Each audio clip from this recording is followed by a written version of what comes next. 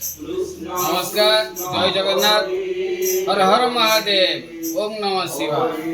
प्रत्येक वर्ष चतुर्दशी प्रत्येक मास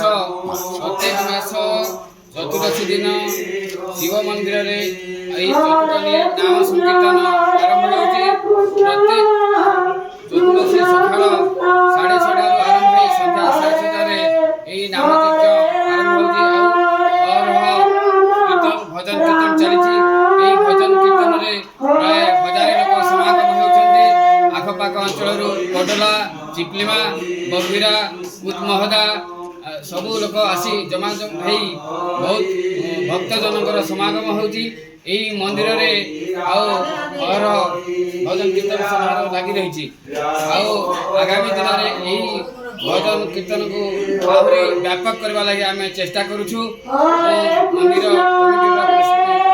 धन्यवाद मंदिर कमिटी वाइस प्रेसिडेंट धन्यवाद।